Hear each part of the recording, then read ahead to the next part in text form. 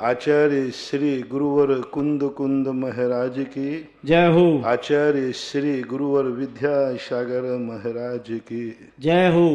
परम उपकारी निर्यापक श्रमण मुनि पुंगा श्री सुधासागर जी महाराज की जय। आचार्य संघ की जय। दुनिया को बदला नहीं जा सकता, स्वयं को ही बदलना होगा। दुनिया को नहीं सुधारा जा सकता, स्वयं को सुधरना होगा। दुनिया को नहीं समझा सकते, स्वयं को समझना होगा। कुएं को नहीं छान सकते, लोटे को छानना होगा। जग सुधरेगा तो मैं सुधरूंगा नहीं, मैं सुधरूंगा तो शायद जगत सुधर जाए। व्यक्तियों की विचारधारा यही होती है। जिस दिन सारी दुनिया समझ जाएगी, सुधर जाएगी, उस दिन मैं समझ जाऊंगा, सुधर जाऊंगा। सारा कुआं जिस दिन छन जाएगा तो हमें छानने की जरूरत नहीं पड़ेगी, छना छना मिल जाएगा। ये कुछ ऐसे यक्ष प्रश्न लोगों के दिमाग में चलते हैं और इन्हीं प्रश्नों के आधार पर व्यक्ति अपनी जिंदगी को ढाल देते हैं। परिणाम स्वरूप उस समय जब उनको होश आता है, अरे मैं तो दुनिया के पीछे थे, दुनिया तो गड्ढे में चली गई, मुझे भी जाना होगा। और उस समय फिर कुछ भी रुकने का तरीका नहीं होता। विचार कर लें कि दुनिया हम कभी सुधार नहीं सकते, मुझे ही सुधरना है। संसार तो कीचड़ था, है, रहेगा।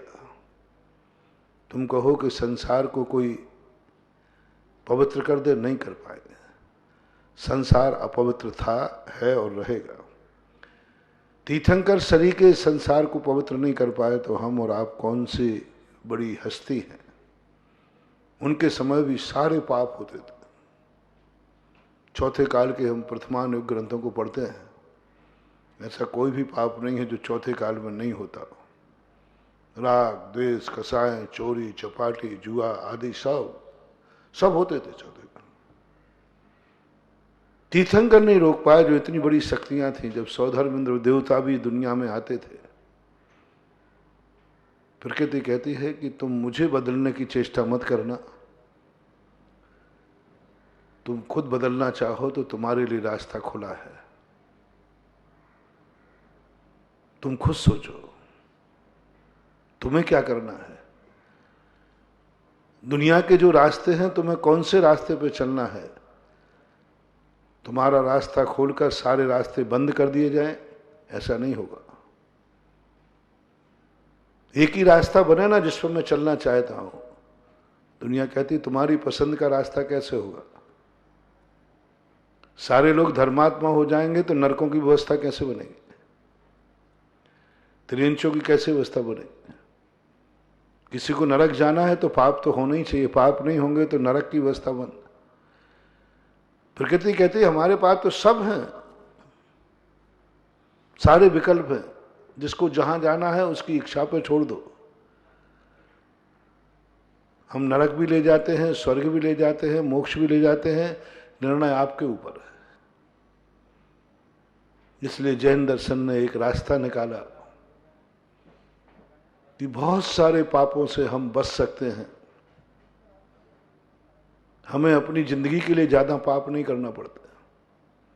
व्यक्ति अपने लिए ज्यादा पाप नहीं करता। कल कहा था, इस पेट के लिए ज्यादा पाप नहीं करना। बहुत सारे पेटों की हम चिंता करते हैं, उसमें पाप करना पड़ता है। एक पेट के लिए कोई पाप नहीं करना। लेकिन हमारे साथ बहुत सारे पेट जुड़ जाते हैं, उसके साथ सबकी एक एक पेटी और जुड़ जाती है। जितने पेट जुड़ेंगे उन सब के साथ हर व्यक्ति एक पेटी और लिए रहता है। पेट तो भर दो, लेकिन पेटी कैसे भरी जाए। यहां से शुरू होता है विनाश, यहां से और वहां से व्यक्ति को फिर भी बचने का बहुत कुछ प्रयास है। कल कहा था, अपन ने समझा था कि संसार में रह करके हम ये सब कार्य तो करेंगे, हम आप जैसे नहीं बन सकते। हमें सब कुछ करना है, जो दुनिया में है सब कुछ करना है, जो दुनिया में होता है हमें सब करना है, सब भोगना है, सब कुछ करना है। मैं हर चीज देखूंगा, हर चीज सुनूंगा, हर चीज खाऊंगा, हर चीज बोलूंगा, सब कुछ मुझे फ्री कीजिए महाराज, और इसके बाद मेरे कल्याण का रास्ता निकालिए। मुझे कभी रोकना मत किसी कार्य के लिए। मुझे जिस समय जो करना है वो मैं करूंगा, जो मुझे जरूरत है वो करूंगा, जिसकी मुझे इच्छा है वो मैं करूंगा। तो मैंने कहा था चलो यहीं तक कायम रहना, तुम्हारी जिंदगी में तुम जो कुछ करना चाहते हो वो सब की तुम्हें छूट देता हूं, लेकिन जो तुम करना नहीं चाहते हो, कर नहीं पा रहे हो, करोगे नहीं, उस कार्य के उस पाप से तुम बच जाओ। हमने कल मुनिराज का उदाहरण दिया था। मुनिराज ने महावीर के स्वामी की जिस समय दीक्षा हुई उस समय मुनिराज ने कहा था कि मेरा तिल तुस मात्र भी कुछ भी नहीं है, मेरी आत्मा है, इसके अलावा कुछ नहीं। बाद में मुनिराज ने कहा मुझे आहार चाहिए, बिना आहार के मैं नहीं रह सकता। मुझे वसतिका चाहिए, बिना वसतिका के नहीं रह सकता। मुझे पिछी कमंडल चाहिए, इसके बिना नहीं रह सकता। तो जिनवाणी ने कहा सोच लो, विचार कर लो। विचार कर लिया, इसके बिना मेरा नहीं चलेगा, या तो मरूंगा या फिर ये पद छूट जाएगा, या तो समाधि लेना पड़ेगी या भ्रष्ट हो जाऊंगा। मैं दोनों नहीं चाहता हूं, मरना भी नहीं चाहता हूं, भ्रष्ट नहीं होना चाहता हूं। कोई एक ऐसा रास्ता बनाओ। स्पष्ट कह दिया, मैं मरना भी नहीं चाहता हूं और भ्रष्ट भी नहीं रहना चाहता हूं। इन दो के अलावा कोई तीसरा रास्ता बताइए। तो जिनवाणी ने तीसरा रास्ता निकाला, तुम्हें हार मिल जाएगा, लेकिन तुम आहार की चिंता नहीं करोगे। तुम्हें हार मिल जाएगा, तुम्हारी इच्छा के अनुसार नहीं मिलेगा। तुम्हारी व्यवस्था सब हो गई, वसतिका मिल जाएगी, लेकिन वो तुम्हारी नहीं होगी। वसतिका मिलेगी, रहने को कमरा मिलेगा, लेकिन वो कमरा तुम्हारे नाम रजिस्ट्री नहीं होगी, तुम्हारे नाम से नहीं होगा। तुम्हें मलकियत चाहिए है कि आवश्यकता की पूर्ति चाहिए? तुम्हें मकान चाहिए है या मकान में रहने की व्यवस्था चाहिए? और रहने की व्यवस्था चाहिए, मिल जाएगा। तुम्हें आहार चाहिए है कि तुम्हारे लिए मन माफिक आहार चाहिए? शौक मौज मस्ती से आहार करना, मन माफिक आहार करना है क्या? पेट के लिए आहार करना जरूरी है कि मुख के लिए? कल बहुत बड़ी बात कही थी, मुख के लिए आहार और पेट के लिए आहार। मुख कभी भरता नहीं है और पेट कभी ज्यादा खाता नहीं है। पेट कितना खाता है? इससे आप गर्मी के दिनों में ले लिए, कितना पानी पीता है पेट, लेकिन मुंह कभी भरता नहीं है। आज तक किसी का मुंह नहीं भरा, क्योंकि नीचे गड्ढा है, इधर गड्ढा, दोनों तरफ। इधर से ढकेलोगे तो नीचे जाएगा और उधर से ढकोलोगे तो बाहर आएगा। यदि पेट में अंदर चला गया, वहां से गैस बनी तो बाहर निकलेगा, और इधर से अपन ने धक्का दिया तो वो नीचे जाएगा। मुंह में तो कुछ रुकते ही नहीं है, ये कभी भरना नहीं है। तो सच्चा साधु था, उन्होंने कहा नहीं, मुझे मुंह के लिए नहीं खाइए चाहिए, मुझे पेट में चाहिए, क्योंकि वहां पहुंचे बिना मेरी जिंदगी नहीं चलेगी, मेरे आवश्यक नहीं पलेंगे, मेरी साधना नहीं होगी, मैं मरण को प्राप्त हो जाऊंगा। फार्म भरवाया सबसे पहले, दीक्षा के पहले ये फार्म भरवाया। पहले तो यही कहा तू वो साधना कर, तपस्या कर। गणधर परमेष्ठी जिस दिन से दीक्षा लेते हैं कभी अन्न जल ग्रहण नहीं करते। क्या दशा होगी? धन्य है वे महाराज, वो दशा कब प्राप्त होगी? लाखों करोड़ों वर्षों तक जिंदा रहते हैं, अन्न पानी ग्रहण नहीं करते, निराहार, सर्व निराहारी होते। दशा वो है मुनि दशा, जहां पर प्रत्यय ग्रहण ही नहीं करना पड़ रहा। मुनि दशा वो है जो बाहुबली की थी, किसी की कोई चिंता नहीं, कोई विकल्प नहीं, अपनी भी नहीं, पर की भी नहीं, मात आत्मस्थ हो गए। साधना वो है, तपस्या वो है, साधुता वो है, जहां समस्त प्रकार के विकल्प गौण हो जाए, किंचित मात्र भी मुझे कोई जरूरत नहीं। छिज्जदुआ भिज्जदुआ निज्जदुआ अहजाद विप्पलयम जम्मा तम्मा गच्छदु तहा बिन परिग्रहो मज्ज। पूज्यवर कुंद कुंद भगवान ने गाथा दे करके हम मुनियों के लिए स्वरूप बताया। मुनि कौन है? सर्वोत्कृष्ट मुनि की चर्या कौन है? छिज जाए भिज जाए कुछ भी हो जाए, लेकिन हम पर वस्तु ग्रहण नहीं करें। मर जाए, छिज्जदुआ भिज्जदुआ निज्जदुआ आए जाद विप्लयम, विप्लव आ जाए, विप्लव आ जाए, छिज जाए भिज जाए, काट दे, जला दे, गला दे, कुछ भी करे, तहा भी न परिग्रहो मज्ज, फिर भी मैं पर पदार्थ को ग्रहण नहीं करूंगा। न पर पदार्थ के संबंध में सोचूंगा, न पर पदार्थ को देखूंगा, न पर पदार्थ को हटाऊंगा, और न मैं हटूंगा। बाहुबली। कीड़ों ने बामी बनाना शुरू कर दिया, सांप आके रहने लगे, बेलें लिपट गई। ठीक है, मेरा पर से कोई संबंध नहीं है। वास्तविक मुनि दशा हुआ है, निरालंबी मुनि दशा। लेकिन ये मुनि दशा ना तो आज सभी साधु पाल पाए, न चौथे काल में पाए।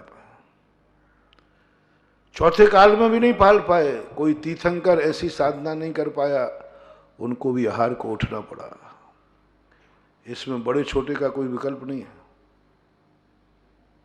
एक विल पावर, एक अंदर की साधना, एक अंदर की तपस्या चाहिए। अंत में ये होगा, मरूंगा और क्या होगा, बस इससे ज्यादा कुछ नहीं है। कहते हैं जो व्यक्ति अपने सिर से कफन बांध लेता है वो खुदा से भी बड़ा हो जाता है। वो कहता है अंत में होगा क्या, मौत, मुझे स्वीकार है, बस अब क्या का डर। व्यक्ति एक ही जगह तो डरता है, मर जाऊंगा, तो उसने कहते हैं मरूंगा और क्या, बस खत्म, अब कुछ नहीं डरता, अब कोई दुनिया की ताकत नहीं डरा सकती। राहुल ने क्या होगा, मरूंगा, बस मैं तैयार हूं। अब क्या बाम करेगा, क्या सांप करेगा, क्या बेल, कुछ नहीं बिगाड़ पाए। ऐसी निरालंब दशा, लेकिन नहीं रह पाए। ऋषभदेव 6 महीने ध्यान में बैठे, आखिर उनको उठना पड़ा। सभी तीर्थंकर उठे। तो फिर जब कहा कि नहीं, हे जिनवाणी मां, हे जिनेंद्र, मैं बिना इसके नहीं रह सकता। तो फिर मुनि नहीं बनो तो नहीं, मुनि तो बनूंगा, मुनि तो बनूंगा। आपके पास मैं इसलिए आया हूं, यदि मुझे मुनि बनने के बाद ये साहस आ जाता कि मैं तो अन्न जल ग्रहण नहीं करूंगा, पर पदार्थ ग्रहण नहीं करूंगा, मरूंगा तो मर जाऊंगा, तो मैं आपके पास नहीं आता। बाहुबली किसी के पास नहीं गया। बाहुबली के कोई गुरु नहीं थे।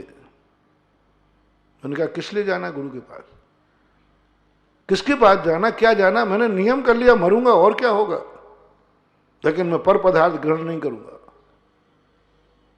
मैं नहीं करूंगा, मेरा नियम है, संकल्प कर लिया। तो मरना पड़ेगा, बोले मैंने कह दिया ना, मरूंगा, कुछ भी हो जाए, मैं एक स्थान पर स्थित होता हूं जीवन का अंत दिन मान करके। ना अब आंख खुलेगी, ना मैं कुछ देखूंगा, ना मुंह खुलेगा, ना मैं कुछ बोलूंगा, ना हाथ हिलेंगे, कुछ लूंगा नहीं, पैर हिलेंगे नहीं, चलूंगा नहीं, कान खुलेंगे नहीं, सुनूंगा नहीं, कुछ सब तरफ से नियम लिया। पैर चलेंगे नहीं, मैंने नियम लिया, आज के बाद मैं चलूंगा नहीं, हिलाऊंगा भी नहीं पैरों को, हाथों से कुछ लूंगा नहीं, आंख खोलूंगा नहीं। 1 साल तक बाहुबली ने आंख ना तो बंद की और ना खोली। अपने पास कितनी देर चपकती आंखें, यदि आधा मिनट खोल दे तो आंखों में जलन हो जाए। नासा दृष्टि भी ज्यादा नहीं रख पाता। हम लोग नासा दृष्टि करने का प्रयास करते, ज्यादा देर नहीं रह पाते। 1 मिनट 2 मिनट अधिकतम खींच तान के किया तो 5 मिनट तक नासा दृष्टि के अभ्यास तो मैंने किया।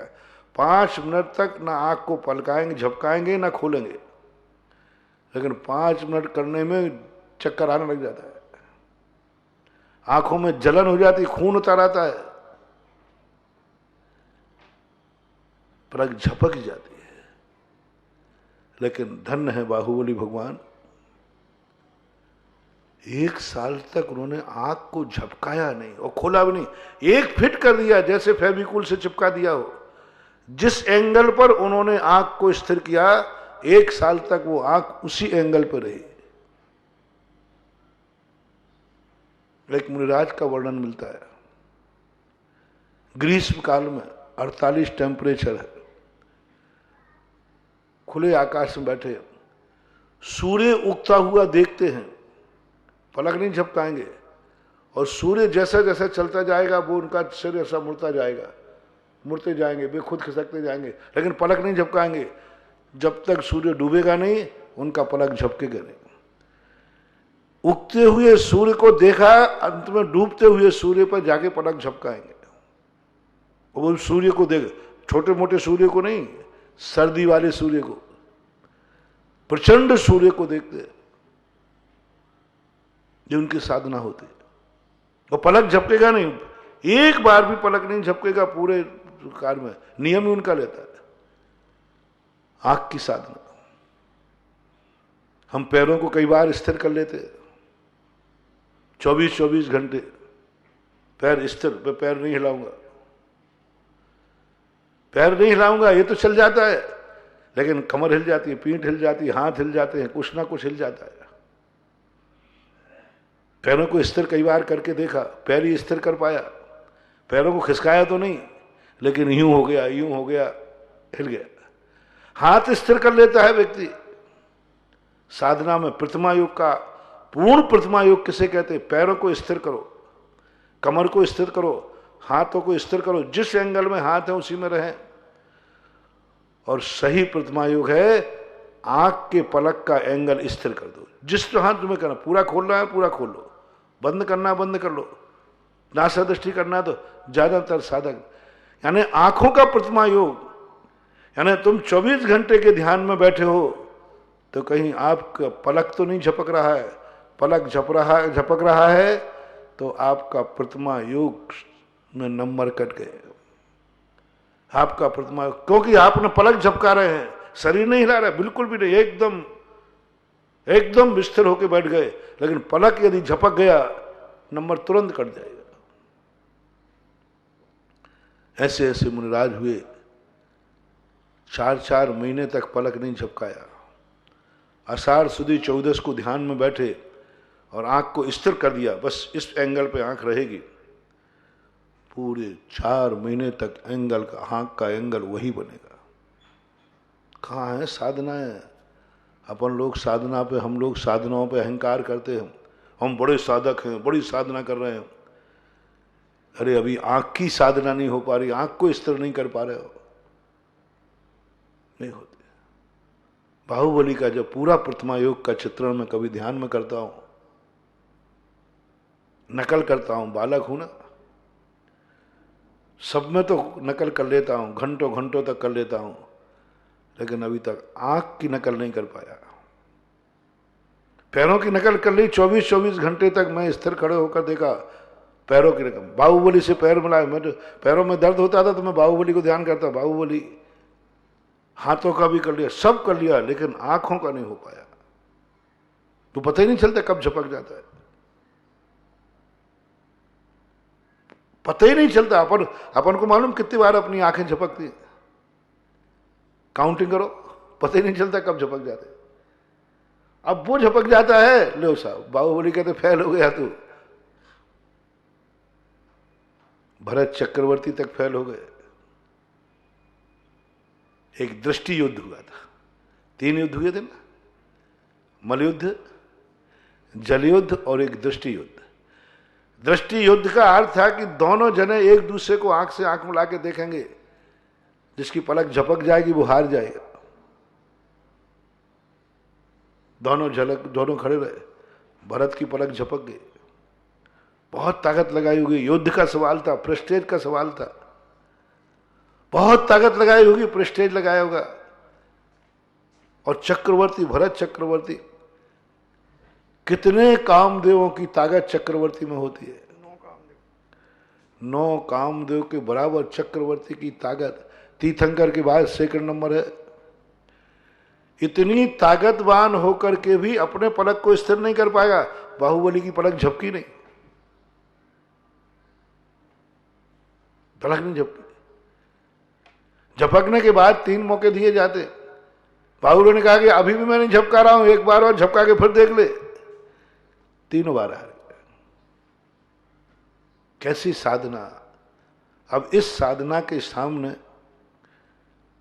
अपन लोग कहें आज मैंने स्थिर होकर माला फेरी, आज मैंने सामायिक की, आज मैंने 9 बार नमोकार मंत्र पढ़ लिया।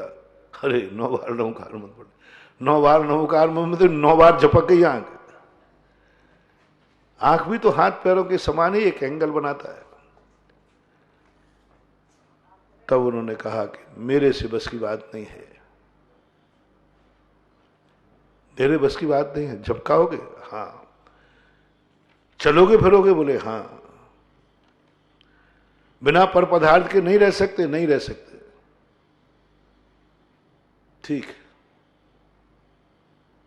मरना नहीं चाहिए भगवान, मरना भी नहीं चाहता हूं और भ्रष्ट भी नहीं होना चाहता। मुनि पद भी छोड़ूंगा नहीं, मरूंगा है नहीं। आप कोई रास्ता दिखाओ।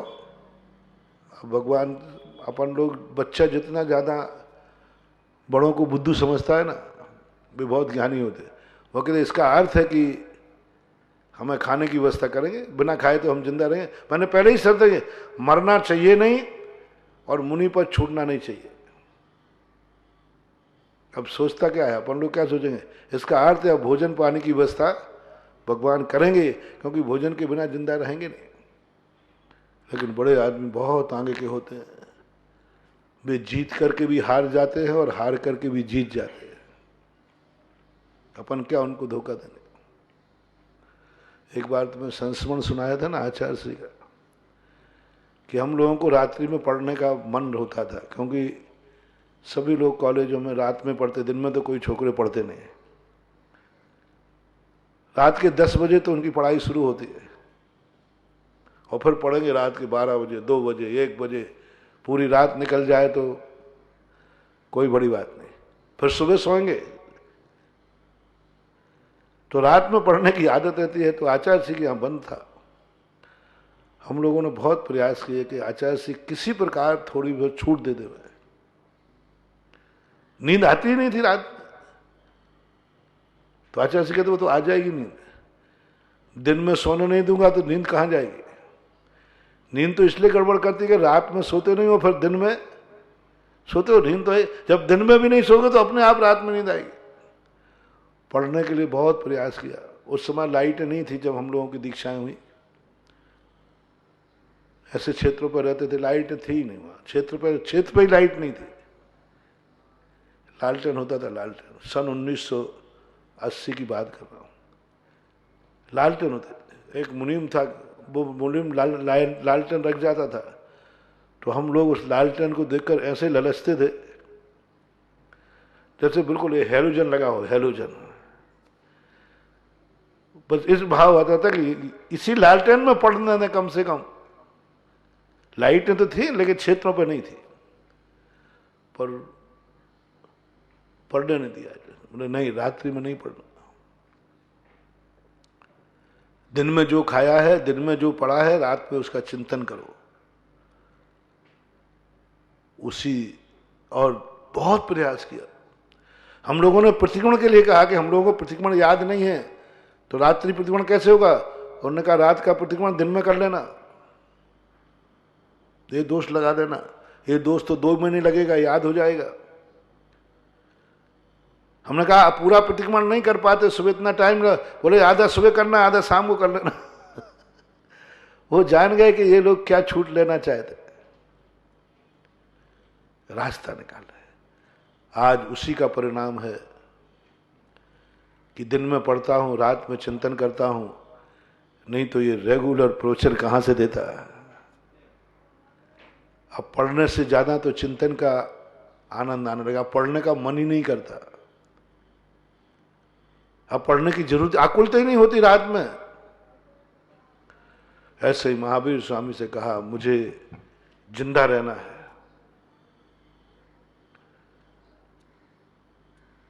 और सोच रहा था कि तो महाराज ने कहा ठीक है तुम जिंदा रहोगे, रास्ता बनाओ। रास्ता बना दो। आहार मिलेगा? बोले मिलेगा। पहले फार्म भरो, मुंह के लिए खाना है कि पेट के लिए खाना है,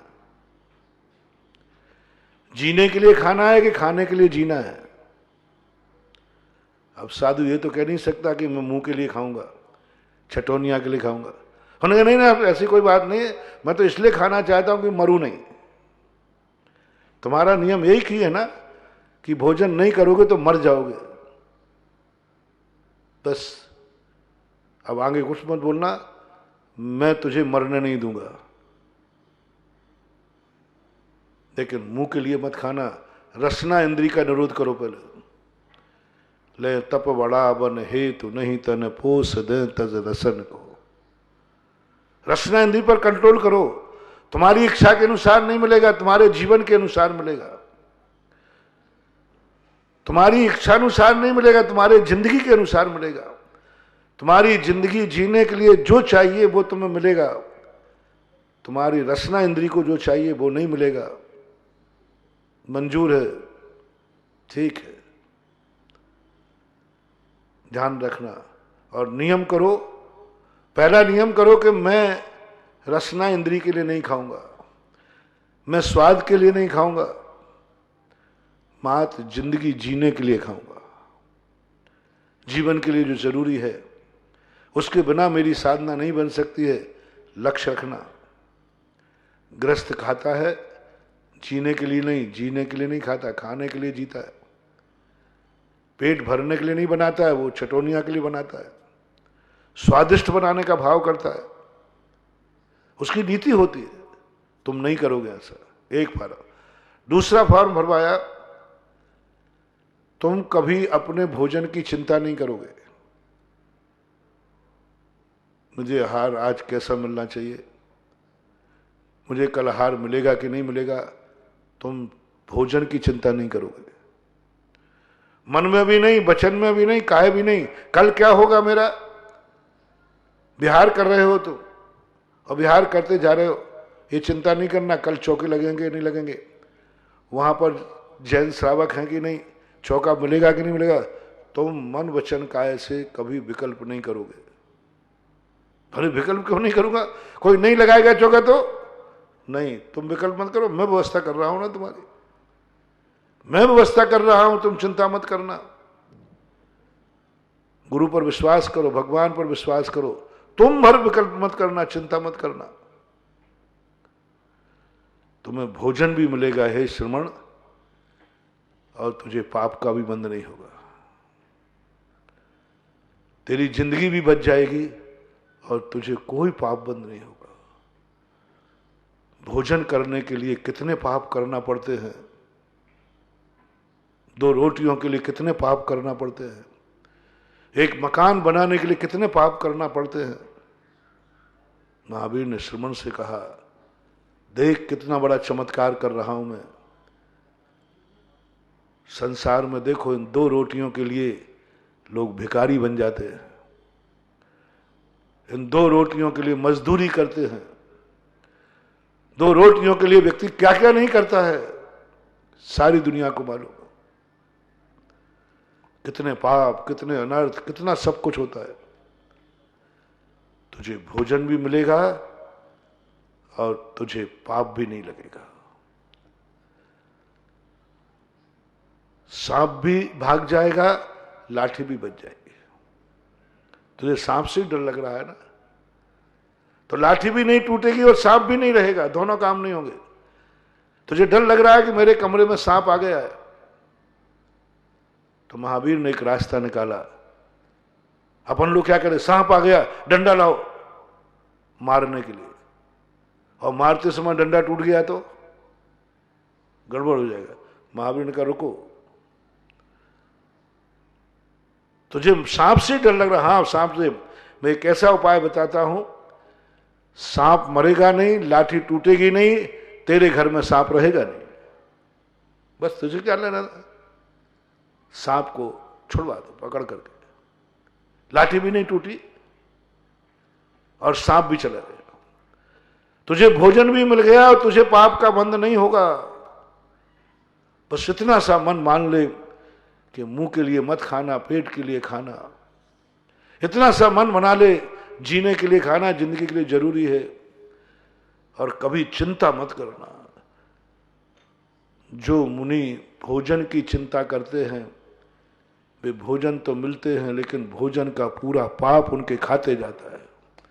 इसलिए मैं तुझसे कह रहा हूं, तू भोजन का विकल्प छोड़ दे। अब एक तरीके में आप अपना नाम दर्ज करा सकते हो, महाराज ऐसी बात नहीं है, मुनि नहीं बनूंगा तो भी मैं स्त्री से 1 नंबर आगे रहूंगा।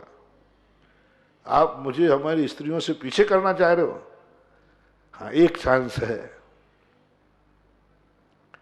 वो भी कुंद कुंद की मूल परंपरा के मानने वालों को। जो श्रावक कुंद कुंद की मूल परंपरा को मानता है, मुनि बने बना भी स्त्री से 1 कदम आगे आ सकता है, यदि वो अभिषेक का नियम ले ले तो। क्योंकि कुंद कुंद की मूल परंपरा में स्त्री अभिषेक नहीं कर सकती, स्त्री अभिषेक नहीं कर सकती। कुंद कुंद की मूल परंपरा कह रहा हूं, पुन्नार संघ की परंपरा में चलता है, जो दक्षिण भारत की परंपरा थी। कुंद कुंद की मूल परंपरा में अभिषेक यदि करता है, इसलिए मैं पुरुषों का, देखो मैं तुम लोगों को जबरदस्ती अभिषेक का नियम देता हूं ना, तो बेटा इसलिए देता हूं कम से कम स्त्री से 1 नंबर आगे तो रहो। कह तो सकोगे इस पुरुष बनने का एक फायदा है कि मैं अभिषेक कर सकता हूं और स्त्री अभिषेक नहीं कर सकती, कम से कम एक स्थान पर तो तुम आगे आ जाओ, आगे आ जाओ, या तो मुनि बन जाओ। पुरुष हो तो स्त्री से कभी हारना मत, पुरुष हो तो स्त्री से कभी पीछे चलना मत। भली 6 फेरे में तुम पीछे चलते हो, लेकिन 7 में तुम आगे चलते हो। स्त्री वो होते ना तुम्हारे शादी के फेरे, ऐसे ही है ना, 6 फेरे में कन्या आगे चलती है, 7वें फेरे में लास्ट इंप्रेशन पुरुष आगे रहेगा। मेरा आपसे कहना है, संसार के सारे जगत के पुरुषों से, खास तौर से अपने भक्तों से, और कुछ कर पाओ या नहीं कर पाओ, स्त्री से कभी पीछे मत रहना। ये ना हो जाए कि स्त्री गुणों में तुमसे आगे निकल जाए, तुम पीछे रह जाओ। तो एक मन बनाने सारे पुरुष, जब स्त्री कहे तुम में और हम में क्या अंतर है, नहीं मैं मुनि बनने का संकल्प कर चुका हूं, मुनि बनूंगा, तुम बनना भी चाहो तो नहीं बन पाओगे, या तो ये भाव कर लो। ऐसा हुआ, अभी की घटना है, कुछ 40-50 साल पहले की। आचार्य महाराज ने संस्मरण सुनाया था कि एक स्त्री को वैराग हुआ, दीक्षा लेने की बात आई, पति से आज्ञा मानी, उन्हें दे दी, बोले ठीक है तुम दीक्षा ले लो, मुझे कोई आपत्ति नहीं। कल मुहूर्त से दीक्षा का, और आज दीक्षा लेने की सब तैयारी हो गई, सब हो गई। सुबह उठ के ही आज ही दीक्षा है। जो दीक्षा लेने वाली स्त्री थी, वो पति के पैर पड़ते हुए रो पड़ी, बोले मैं आज दीक्षा ले रही हूं। पति कहता है जब रोना आ रहा है तो क्यों दीक्षा ले रही है? जब तुझे मेरे से राग जाग रहा है, तू मुझे छोड़ना नहीं चाहती, दीक्षा क्यों रो क्यों रही है? रोने का कारण क्या है?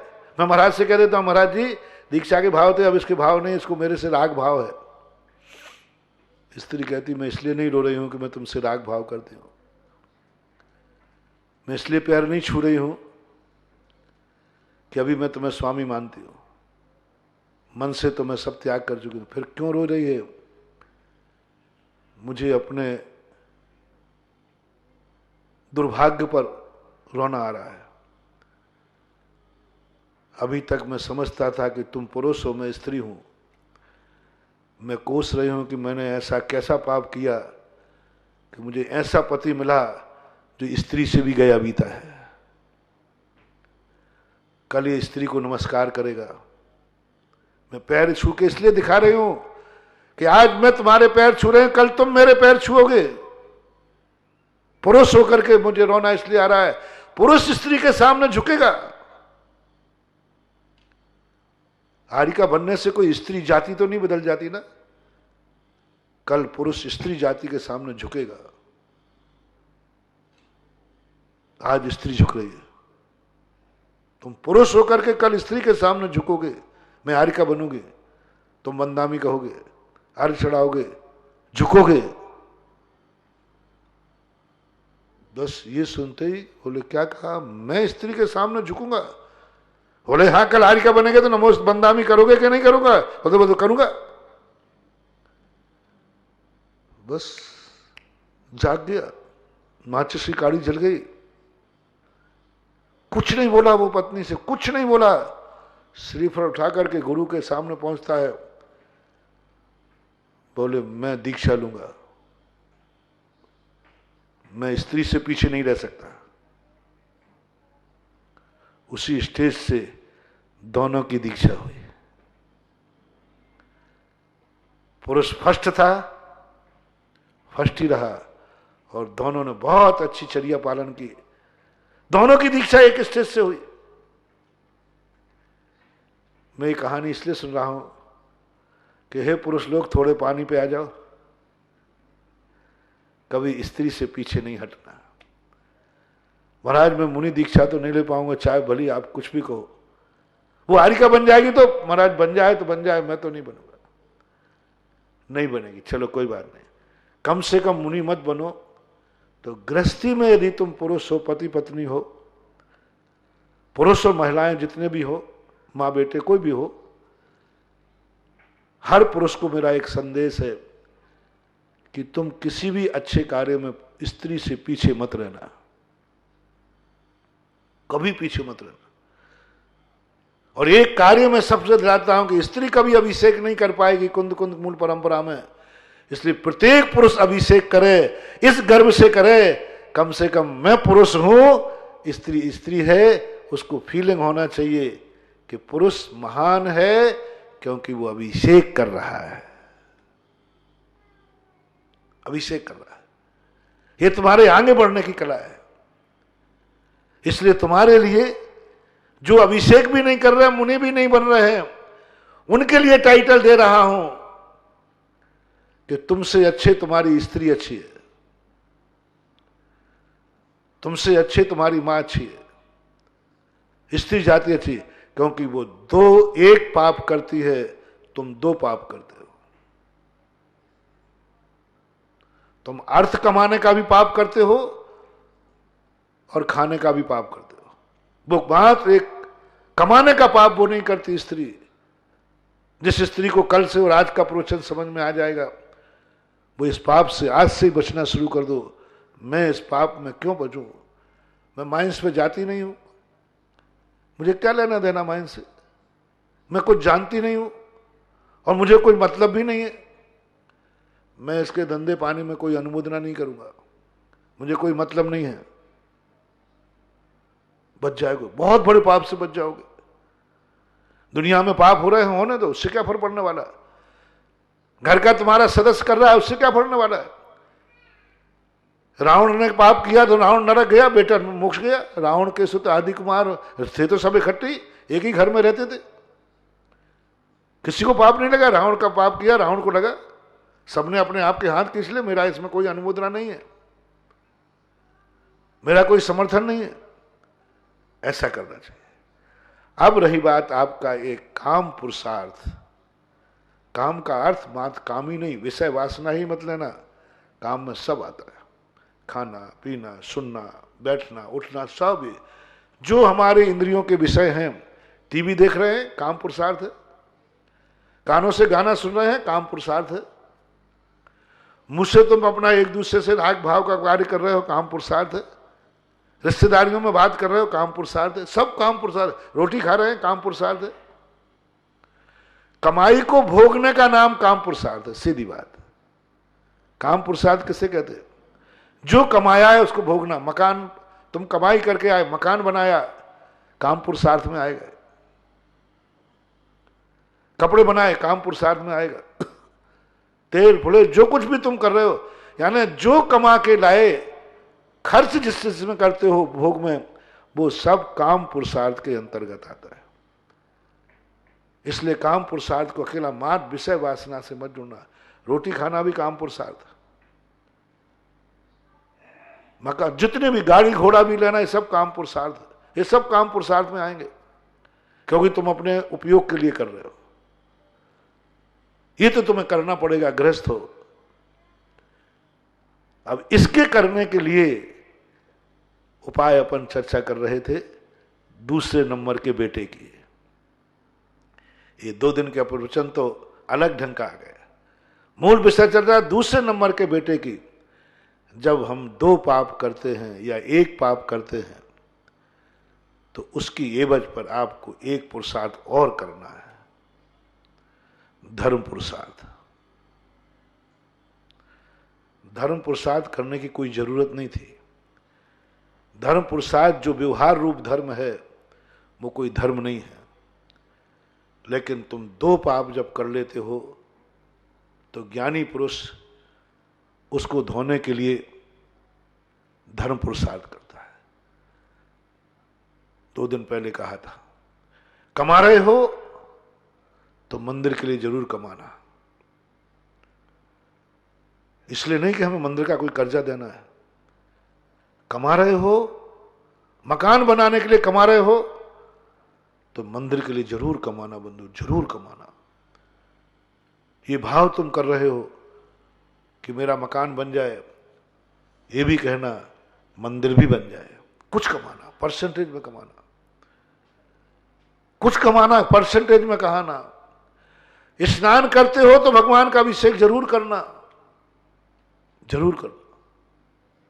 जो अपने लिए करते हो वो पूज्य पुरुषों के लिए अथवा पुण्यहीनों के जरूर करना।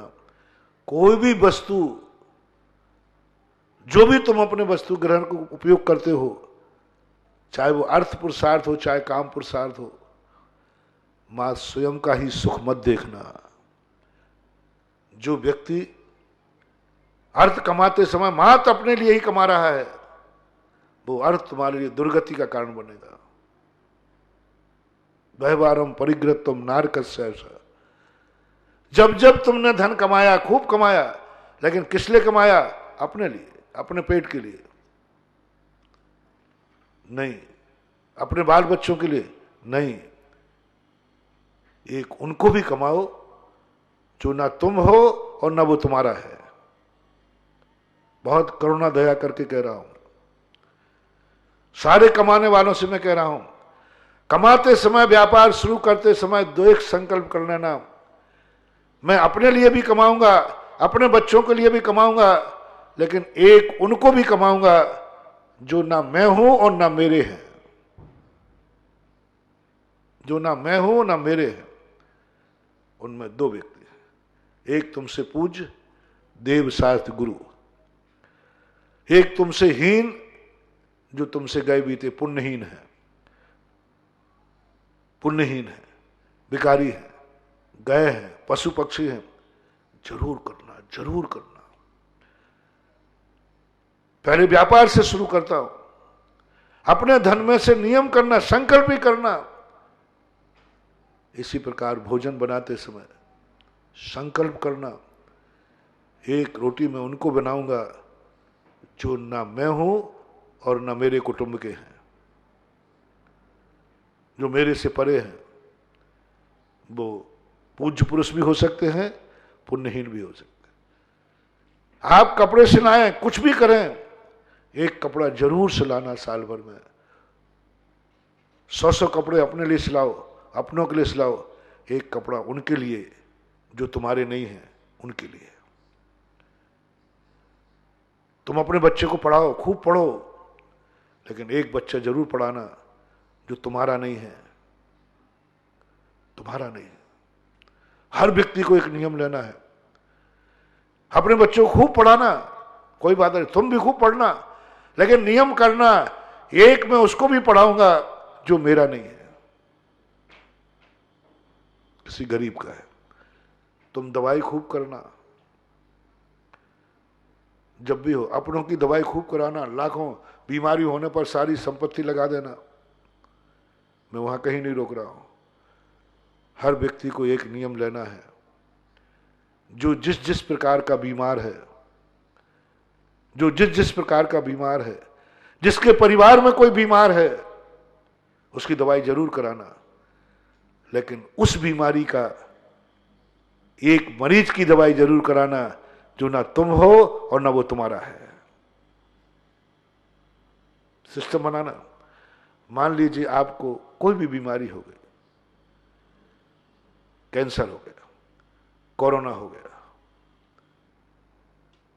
सर्दी जुकाम हो, कोई भी बीमारियां तो हजारों लगी है।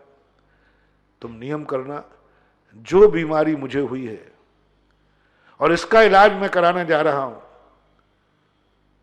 मंदिर में जाकर के एक श्रीफल चढ़ाना, भगवान इस बीमारी का इलाज कराने जा रहा हूं और संकल्प करता हूं, मेरे गुरु ने रास्ता बताया, इसी बीमारी वाले की दवाई, एक किसी गरीब की भी दवाई मैं कराऊंगा जिसकी दवाई मैं लेने जा रहा हूं। चमत्कार देखना, चमत्कार देखना। तुम ये मांगते, भगवान बीमार हूं, दवाई करने जा रहा हूं, अच्छो हो जाऊं। हाँ, ऐसे भिखारी तो बहुत आते हैं, गड़गड़ाते रहते हैं, महाराज बहुत बीमार हूं भगवान। भगवान से आशीर्वाद लेना सीखो, गुरु से आशीर्वाद लेना सीखो। किस दम पर आशीर्वाद मिलता है, हाथ उठाने का नाम आशीर्वाद नहीं है। इससे रेज निकलना चाहिए, एनर्जी निकलना चाहिए। ये मूर्तियां ऐसी बैठी हैं, इनसे आशीर्वाद मिल जाए तो अभी तक तो सारी दुनिया की बीमारी भाग गई होती। कौन नहीं भगवान के पास जाकर के बीमारी दूर करने की भावना करता है? कौन नहीं गुरुओं से आशीर्वाद लेता है? कौन नहीं शांति धारा कराता है? कुछ नहीं होने वाला। तुरंत करंट तुम्हारे लिए चाहिए तो वहां तुरंत आशीर्वाद करो, भगवान मैं आपके पास इसलिए आया हूं, एक आशीर्वाद लेना है, मुझे एक बीमारी हो गई, मैं दवाई कराने जा रहा हूं, बस आपसे एक आशीर्वाद चाहिए, मैं किसी एक गरीब की भी इसी बीमारी की दवाई कराऊंगा और डॉक्टर से कहूंगा, डॉक्टर साहब जो दवाई मुझे दे रहे हो, एक कोर्स, एक दवाई कोई गरीब आवे और उसके बाद पैसा ना हो भे तो ये गोली उसको मेरी तरफ से दे देना, पैसा मेरा, दवाई उसकी, एक कर देना, एक गोद ले लो। ऐसा चमत्कार होगा कि तुम्हारी दवाई की बीमारी 6 महीने में जाना होगी तो कहो 6 दिन में दूर हो जाए, एक साथ में। ऐसे पढ़ाने सब तरफ में ले लीजिए, एक जरूर कोई आपको लेना है जो ना तुम हो ना तुम्हारा है, उसको करना। सब चीज में दे दीजिए, कपड़ों में, भोजन में, पानी में, गाड़ी घोड़ा में। आप 50 लाख की गाड़ी खरीदें कोई बात नहीं, 4 करोड़ की गाड़ी खरीदें, गाड़ी खरीदते समय एक किसी को एक वाहन दान दूंगा, साइकिल दान दूंगा। तुमने गाड़ी खरीदी कितने की? 50 लाख की। साइकिल कितने की आती होगी? 5,000 की। कर लेना, मेरी बात मान जाना। मैं 50 लाख की गाड़ी दान नहीं करा रहा हूं, 5,000 की एक नियम बनाओ किसी एक गरीब के लिए, एक गरीब छात्र के लिए जो 4 किलोमीटर 5 किलोमीटर चल के आता है, शाम को चल के जाता है, एक गाड़ी पर एक साइकिल दान देना है। 50 लाख की गाड़ी पर 5,000 की एक साइकिल उससे देना है जो ना तुम हो और ना तुम्हारा है। इस पर ऐसी हर व्यवस्था में, मकान तुमने बना लिया, लो नागल का आशीर्वाद लो, नागल का आशीर्वाद लो। एक कमरा उससे बनाना है जिसमें ना तुम रहोगे ना तुम्हारा रहेगा। धर्मशाला का कमरा, मैं नहीं रहूंगा, मेरे रिश्तेदार नहीं रहेगा, भगवान का भक्त रहेगा। तीर्थ क्षेत्र में भगवान का भक्त रहेगा, मैं नहीं रहूंगा। भगवान से सच्चा प्रेम। चाहते हो कि ये मकान में कभी मेरा मौत नहीं हो, अकाल मौत नहीं हो, ये मकान कभी भूकंप में ना गिरे, तो एक नियम करो, भगवान मैंने मकान बना लिया है अपने रहने के लिए, अपने परिवार के रहने के लिए। आज नागल है, मैं ये आशीर्वाद लेने आया हूं, एक कमरा इस क्षेत्र पर जरूर बनेगा जहां मैं नहीं, मेरा परिवार नहीं, प्रभु आपका भक्त रहेंगे, आपके यात्री रहेंगे, एक यहां भी रहेगा मेरा कमरा, आपका रहेगा, मेरा परिवार से कोई लेना देना नहीं, इसको आपका भक्त रहेगा। जो मेरे तीर्थ क्षेत्र पर भगवान का भक्त आएगा। 2 दिन पहले कहा था ना कि आप जब घर बनाते हो तो 2 कमरे बना, अरे भाई गेस्ट के लिए 2 कमरे बना लेते हो। तुमने मकान समाधि में सोचा कि गेस्ट के लिए तो बना रहे, भगवान के भी कोई गेस्ट है कि नहीं? भक्त कहते हैं अरे भगवान का मंदिर बन गया है, भगवान के भक्त कहां रहेंगे? नहीं, वहां भी एक कमरा बनाऊंगा। यदि यहां नहीं मिले तो किसी गरीब को बनाना, लेकिन एक चीज, हर चीज में दूसरे को देना। इससे फायदा क्या है? जितना तुमने कमाया है, पाप किया है, उतना तुम्हें पुण्य करना है। पाप के बदले पुण्य की स्थितियां बराबर पर रखना है। जो तुमने कमाया था वो तुमने खो दिया, तो नया कमाओ। उसने अपना 1 क्विंटल जो पिताजी का बोरा था गेहूं, वो बेच दिया और साल भर ला करके, पैसा रखे था वो, दूसरा ला करके पिताजी को खरीद के दे दिया। ये दूसरे नंबर की बेटी की चर्चा कर रहा हूं। पाप भी करो, पुण्य भी करो, गंदे भी हो, स्नान भी करो। तुमसे नहीं छूट रहा है, इसलिए तुम्हारी जितनी व्यवस्थाएं संसार में दान पूजा की बनाई हैं, ये उन्हीं पापियों के लिए बनाई हैं जो पाप नहीं छोड़ सकते। जो पाप छोड़ देते हैं उन्हें ना दान की जरूरत है, ना पूजा की जरूरत है, ना माला की जरूरत है। हम लोग पाप ही छोड़ दिए। अब काय के लिए दान, काय के लिए स्नान, काय के लिए पूजा, काय के लिए माला? अप्पा अप्पा में रहो, आत्मा का ध्यान करते हैं, क्योंकि पाप छोड़ दिए। लेकिन उन पापियों के लिए व्यवस्था बनाई जिनकी चर्चा अपन कर रहे हैं। मैं पाप तो छोड़ूंगा नहीं, आरंभ परिग्रह तो करूंगा, राग द्वेष तो करूंगा। बस मन में भी यही विचार कर लो, महाराज मन में तो हमारे बुरे भाव तो आएंगे, कोई बात नहीं, 24 घंटे में एक बार अच्छे भाव भी कर लिया करो। बुरे आदमी का ध्यान तो आएगा, कोई बात नहीं, 24 घंटे में एक अच्छे आदमी का भी ध्यान कर लिया करो। अच्छे आदमी का ध्यान कर लिया। जब जब तुम्हारे मन में पाप का भाव आवे, तब तब तुम पुण्य के भाव कर लिया करो। बराबर होता जाएगा, बराबर लेन देन बराबर होता जाएगा। आंखों से यही महाराज, आंखों से तो बहुत बुरी चीजें दिखती हैं, हमारा देखने का मन भी होता है और हम देखते भी हैं, कोई बात नहीं, बहुत बड़ा समर्थन कर रहा हूं। महाराज गंदी चीजें देखने का हमारी आंखों को ज्यादा आदत पड़ी है, गंदी चीजें हमारी आंखें देखती हैं, कोई बात नहीं। यदि गंदी चीजें देखती हैं तो अच्छी चीजें भी देख लिया करो। सुबह आकर शाम को आकर देव दर्शन कर लिया करो। दिन भर ये आंखें पापियों को देखती हैं, 24 घंटे में 2 बार बीतरागी को देख लेना बराबर का सौदा हो जाएगा। आंखें तो पापियों को देखती हैं, दिन भर पापियों को देखती हैं। ये देव दर्शन क्यों आप लोग? हम लोगों को देव दर्शन नहीं है क्योंकि हम पापियों को देखते ही नहीं है। दिख भी जाए तो हम उनके पाप प्रवृत्ति को नहीं देखते।